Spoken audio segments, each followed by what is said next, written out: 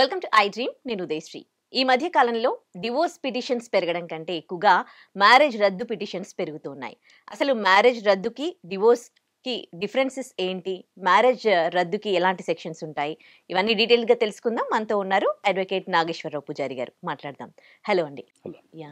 So divorce cases పెరుగుతూ ఉన్నాయి, divorce petitions బాగా ఎక్కువ ఇస్తున్నారు తెలిసిందే. బట్ మ్యారేజ్ రద్దు అంటున్నారు. మ్యారేజ్ రద్దు అంటే అది డిఫరెంటా డివోర్స్ కి? డైవోర్స్ అంటేనేమో మనకు పెళ్ళైన తర్వాత ఇద్దరు కలిసి ఉండలేని పరిస్థితిని మనం డైవోర్స్ అంటాం. అంటే అక్కడ పెళ్ళిని యాక్సెప్ట్ చేస్తాం. అంటే మా ఇద్దరికి పెళ్లి జరిగింది, కానీ మేము కలిసి ఉండలేము కాబట్టి మాకు విడిపోవడానికి అవకాశం ఇవ్వండి అనేది డైవోర్స్. మ్యారేజ్ రద్దు అంటే ఏంటంటే పెళ్లి జరుగుతుంది, కానీ ఆ పెళ్లిని గుర్తించొద్దు, ఆ పెళ్లిని రద్దు చేయమని వేసే పిటిషన్ని మనం అనల్మెంట్ ఆఫ్ మ్యారేజ్ అంటాం. అనల్మెంట్ ఆఫ్ మ్యారేజ్ అంటే ఏంటంటే ఆ మ్యారేజ్ని గుర్తించకుండా దాన్ని రద్దు చేయండి అనేదాన్ని అనల్మెంట్ ఆఫ్ మ్యారేజ్ అంటాం. సో ఈ అనల్మెంట్ ఆఫ్ మ్యారేజ్ అనేది ఎప్పుడు పడుతుంది పిటిషన్స్ అంటే ఏంటంటే అబద్ధాల మీద పెళ్లిళ్ళు చేస్తే, అబద్ధాల మీద పెళ్లిళ్ళు చేసిన, మోసం చేసి పెళ్లిళ్ళు చేసిన, కోర్షియన్, అండు ఇన్ఫ్లుయెన్స్, తర్వాత ఏమైనా రోగాలు ఉంటే దాచిపెట్టి పెళ్లిళ్ళు చేసిన, వీటి ద్వారా మనం మ్యారేజ్ రద్దు అడగచ్చు. మనం మ్యారేజ్ని రద్దు చేయమని అడగచ్చు. సో మనకు పూర్వకాలంలో ఏంటంటే 1000 అబద్ధాలైనా ఒక పెళ్లి చేయమన్నారు. అది ఇప్పుడు ఉల్టా అయిపోయి నువ్వు ఒక్క అబద్ధం ఆడి పెళ్లి చేసినా కూడా పెళ్లిళ్ళు నిలబడే పరిస్థితి లేదు. కాబట్టి ఏ పెళ్లిలోనైనా సరే జెన్యూనిటీ అనేది చాలా మోస్ట్ ఇంపార్టెంట్. చాలా మంది ఏంటంటే ఆ పెళ్లి అయిన తర్వాత తెలిస్తే ఏమవుతుందిలే, తర్వాత చదువుకోపోతారులే అని చెప్పేసి చాలా మంది అనుకొని పెళ్లి చేస్తున్నారు. అబద్ధాలు చెప్పి, మోసాలు చేసి, లేకపోతే రోగాలు ఉంటే దాచి, భయపెట్టించో బెదిరించో పెళ్లి చేస్తున్నారు. ఓకే. సో అవి పెళ్లి తర్వాత ఎట్లా బయటపడుతున్నాయి కాబట్టి ఆ బయటపడ్డప్పుడు ఎవరు కూడా కాంప్రమైజ్ అయ్యే పరిస్థితులు లేరు. కాబట్టి అందరికి ఏం చెప్తున్నా ఏంటంటే పెళ్లిళ్ళు అనేటివి ఎప్పుడు కూడా ఒక జెన్యూన్గా, అంటే అబద్ధాలు లేకుండా, మోసాలు లేకుండా, మీరు ఏ విషయాన్ని దాచిపెట్టకుండా మీరు చేసుకోగలిగితే మీకు పెళ్లి సక్సెస్ అయ్యే అవకాశం ఉంటుంది. లేదనుకోండి ఇప్పుడు జరుగుతున్న పెళ్లిళ్ళల్లో ఏమవుతుందంటే దాన్ని కొన్ని సందర్భాల్లో మనం అబద్ధం అని చెప్పలేము, నిజము అని చెప్పలేము, మేము చెప్పినామంటారు, చెప్పలేదంటారు, ఇట్లా రకరకాల కారణాలు ఉన్నాయి ఇప్పుడు జరుగుతున్న పెళ్లిళ్ళలో. సో ఎప్పుడైనా కూడా మనం స్పష్టంగా అందరికి చెప్పేది ఏంటంటే ఎక్కువ పెళ్ళిళ్ళు ఎక్కడ రద్దు అవుతున్నాయి చెప్పనా, బాయ్ ఫ్రెండ్ గర్ల్ ఫ్రెండ్స్ ఉండి చెప్పకపోవడంతో రద్దు అవుతుంది ఎక్కువ. అవి అంటే ఎఫ్ఐఎస్ ఉండి పెళ్లికి ముందు చెప్పకపోవడము, అవి పెళ్లి తర్వాత కూడా కొనసాగించడము, చాటింగ్ దొరకటము, లేకపోతే మెయిల్స్ దొరకటము, వాయిస్ రికార్డింగ్ దొరకటంతో ఎక్కువ. సెకండ్ లెవెల్కి వచ్చేసరికి మనకు ఏమన్నా హెల్త్ ఇష్యూస్ ఉంటాయి, వాటి వల్ల కూడా ఈ మ్యారేజ్ రద్దు అనేది ఎక్కువ పిటిషన్స్ పడుతున్నాయి. హెల్త్ ఇష్యూస్లో ఎక్కువ అంటే వీళ్ళకి ఏదన్నా మానసికమైన సమస్యలు ఉండటం, లేకపోతే ఇంపార్టెన్సీ కావచ్చు, లేకపోతే లైంగికంగా ఆసక్తి లేకపోవడం. చాలా మందికి లైంగికంగా ఆసక్తి లేకపోవడం కూడా ఉండదు. ఓకే. ఆఫ్టర్ మ్యారేజ్ వాళ్ళు పార్టిసిపేట్ చేయకపోవటము, ఇంట్రెస్ట్ చూపకపోవటము దానిపైన, దానివల్ల కూడా చాలా ఎక్కువ పడుతున్నాయి.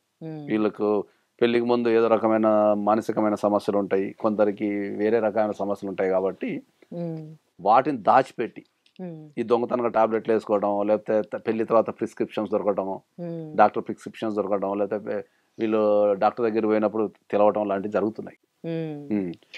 ఇప్పుడు డివోర్స్ కేసులో డివోర్స్ ఫైల్ అయిపోయినా అంటే ఎవరెవరి షేరింగ్ అవన్నీ ఉంటాయి కదా, అంటే ఒక ప్రాపర్టీ ఒకరికి రాదనుకోండి, మనకు తెలిసిందే. ఇప్పుడు మ్యారేజ్ రద్దు అయితే ఎట్లా ఉంటది తర్వాత? మ్యారేజ్ రద్దు కనుక అయితే వాళ్ళిద్దరిని భార్యాభర్తల కింద గుర్తించరు కాబట్టి వాళ్ళకు ఒక భార్యాభర్తలకు ఉండాల్సిన రైట్స్ ఏమి ఉండవు. ఇప్పుడు మెయింటెనెన్స్, ఇప్పుడు మ్యారేజ్ రద్దు అనేది జరిగింది అనుకుందాం, మెయింటెనెన్స్ తీసుకోవడం ఉండదు. ఇంకా మెయింటెనెన్స్ తీసుకోవటం కానీ, డొమెస్టిక్ వైలెన్స్ కేసులు వేయటం కానీ, ఇట్లాంటి అవకాశాలు ఉండవు వాళ్ళకి ఇంకా మ్యారేజ్ రద్దు కనుక అయితే. సో ఆ రద్దు అయినంత వరకు వీళ్ళు భార్యాభర్తల కింద పరిగణించబడతారు. భార్యాభర్తల మీద ఒకరికి ఉండాల్సిన రైట్స్ అకార్డింగ్ టు దలా ఒకరికి ఉండాల్సిన రైట్స్ ఒకరికి ఉంటాయి. అంటే కొన్ని ఎగ్జామ్షన్స్ అన్నమాట. ఒకవేళ అండర్స్టాండింగ్ కుదరలేదా లేని వాళ్ళు కూడా డివోర్స్ తీసుకుంటున్నారు కదా, ఇద్దరి మధ్యలో అండర్స్టాండింగ్ రాకపోతే వాళ్ళు మ్యారేజ్ రద్దు లాంటివి చేసుకోవచ్చా? వాళ్ళు ఎట్లా, ఇప్పుడు అదే చెప్తున్నా, మ్యారేజ్ రద్దు అనేది ఒక పర్సన్ని మోసగించడం ద్వారా కానీ, అబద్ధాలు ఆడటం ద్వారా కానీ పెళ్లి జరిగితే దాన్ని క్యాన్సిల్ చేయమని అడిగేదాన్ని మనం అనల్మెంట్ ఆఫ్ మ్యారేజ్ అంటాం. సో వాళ్ళిద్దరు అండర్స్టాండింగ్ పోయి మ్యారేజ్ ఎవరు రద్దు చేసుకోరు. ఎందుకంటే పెళ్లి జరిగిన మాట వాస్తవం కాబట్టి దాన్ని పెళ్లి కిందనే గుర్తించి డైవర్స్ తీసుకుంటారు. దాన్ని మ్యూచువల్ డైవర్స్ కానీ కంటెస్టెడ్ డైవర్స్ కానీ తీసుకుంటారు. అట్లా కాబట్టి ఎప్పుడైనా కూడా ఏంటంటే మీరు పెళ్లికి ముందు కంపల్సరీ ప్రతి ఒక్కటి వెరిఫికేషన్ చేయండి అని చెప్తున్నాం మనం. ప్రధానంగా చెప్పేది ఏంటంటే ఇప్పుడు జరుగుతున్న పెళ్ళిళ్ళు ఏవైతే ఉంటాయో ఆ పెళ్ళిళ్ళన్నీ డేటా బేస్డ్ పెళ్ళిళ్ళు మళ్ళీ షార్ట్ టైం జరుగుతున్నాయి. పెళ్ళిళ్ళు ఫెయిల్ కావడానికి ప్రధాన కారణం ఏంటంటే డేటాబేస్ పెళ్ళి ఏంటంటే ఓన్లీ డేటానే వెరిఫై చేస్తున్నారు అంతే. ఏం చదువుకున్నాడు, ఎక్కడ అన్నాడు, ఎంత సాలరీ వస్తుంది, ఇంతే. ఇక వాళ్ళకి ఇంత జీవితంలో హెల్త్ కి సంబంధించి కానీ వాళ్ళ జాబ్కి సంబంధించి కానీ చూస్తున్నాడు చేస్తుండే సాలరీ ఎంత వస్తుంది అంటే అంతే. అంటే చెప్పడం తప్ప దాని వెరిఫికేషన్ ఉండటం లేదు. రెండోది పెళ్లిళ్ళు అన్ని షార్ట్ పీరియడ్ లో జరుగుతున్నాయి. అంటే ఇప్పుడున్న పెళ్లిలో యావరేజ్ టైం, ఇండియాలో ఉన్న పెళ్లిలో average time 1 month. 1 month verification పెద్ద చేసుకోవడం లేదు. ఆ డేటాబేస్ చూసి ఆ రైట్ అంతా బాగానే ఉంది కదా అని చూసి పక్కన పెళ్లి చేసేస్తున్నారు. మీరు లాస్ట్ టైం అన్నట్టు కౌన్సిలింగ్ తో పాటు హెల్త్ కి సంబంధించి కూడా సర్టిఫికేట్స్ అట్లాంటివి ముందే పెడితే బాగుంటది. ఫైనాన్షియల్ ఇష్యూస్ ఇప్పుడు ఒక సందర్భాలలో కొంతమంది వ్యక్తులు అంటే కొద్దిగా వెల్ ఎడ్యుకేటెడ్ ఫ్యామిలీస్ కానీ వీళ్ళు ఈవెన్ సిబిల్ కూడా చెక్ చేస్తున్నారు పెళ్లి చేసుకోవాలంటే. ఫైనాన్షియల్ స్టేటస్ ఎట్లుంది, వీళ్ళది సిబిల్ కరెక్ట్ స్కోర్ ఉందా లేదా అని కూడా చెక్ చేస్తారు సీరియస్ గా. ఇది వినటానికి కొద్దిగా నమ్మశక్యంగా లేకపోవచ్చు, కాకపోతే వినటానికి వింత కూడా ఉండొచ్చు. కానీ పెద్ద ఫ్యామిలీలలో బాగా చదువుకున్న ఫ్యామిలీలలో ఒక అబ్బాయి ఫైనాన్షియల్ గా ఎంత స్ట్రాంగ్ ఉండు, లోన్స్ ఏమైనా ఉన్నాయా లేవా అనేది సిబిల్ రిపోర్ట్ కూడా అడుగుతున్నారు.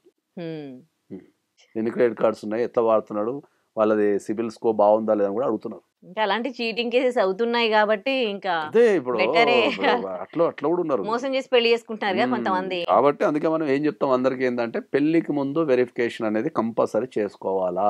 పెళ్లికి ముందు వెరిఫికేషన్ అనేది చేసుకోవాలా, ఇంకా టైం కూడా తీసుకోవాలని చెప్తున్నాం మనం. మినిమం యావరేజ్ టైం ఒక 6 months తీసుకుంటే ఏమైనా లోటుపాట్లు ఉంటే బయటపడుతుంది. అవును, నేను చూసిన దగ్గర 1 month పెళ్లిళ్ళలో చూసేస్తారు, తర్వాత ఇమీడియట్లీ పెళ్లి పెట్టేసుకుంటారు. తర్వాత అన్ని బయట పడుతుంటాయి, అరే మేము వెరిఫికేషన్ చేసుకోలే.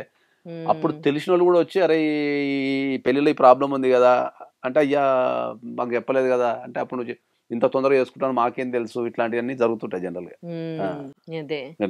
కాబట్టి మనం ఏమంటాం ఏంటంటే ఈ మ్యారేజ్ రద్దు లేదా అనల్మెంట్ ఆఫ్ మ్యారేజ్ అనే పిటిషన్స్ ఎక్కువ పెరుగుతున్నాయి డైవర్స్ కంటే ఎక్కువ. కారణం ఏంది అంటే వెరిఫికేషన్ సరిగ్గా చేసుకోకుండా మళ్ళీ తక్కువ టైంలో చేసుకోవడం ద్వారా మీకు పెళ్ళిళ్ళు ఇంత ఖర్చు. ఇండియాలో అది ఖర్చు విపరీతంగా పెడతారు వాళ్ళ స్థాయికి తగ్గట్టు పెళ్లి ఖర్చు. మొత్తం వాళ్ళు సంపాదించుకున్న పైసలు సేవింగ్స్ కొందరు అయితే ఇంకా స్థాహతకు మించి పెడతారు. సో అదంతా వేస్ట్ కావద్దు. ఒక పెళ్ళి అనేది సక్సెస్ఫుల్గా కావాలి అంటే మీరు ఖచ్చితంగా టైం తీసుకోండి, ఒక 6 months యావరేజ్గా. దాని తర్వాత వెరిఫికేషన్ ఓపికతోని ఈచ్ అండ్ ఎవ్రీ డీటెయిల్స్ మొహమాటం లేకుండా వెరిఫికేషన్ చేసుకోండి. మీకు వెరిఫికేషన్ చేసుకున్న దాంట్లో ఏమైనా ఇబ్బంది ఎదురైతే మీరు మ్యాట్రిమోనియల్ కౌన్సిలర్స్ ఉంటారు కదా, ఎక్స్పర్ట్స్ ఉన్న అడ్వకేట్స్ కానీ కౌన్సిలర్స్ అని పెట్టుకొని వాళ్ళ చేత వెరిఫై చేయించుకోండి. రైట్, థ్యాంక్ యూ అండి.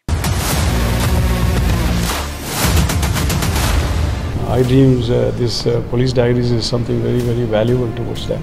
I must really appreciate Murali, your insights. iDreams founder and CEO Chinna Vasudev Reddy gartoni Muralidhar crime stories చాలా famous అయిపోయినావు.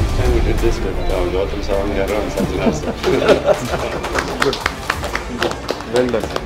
Congratulate him for doing so well, and I congratulate him, his boss also. For doing so well.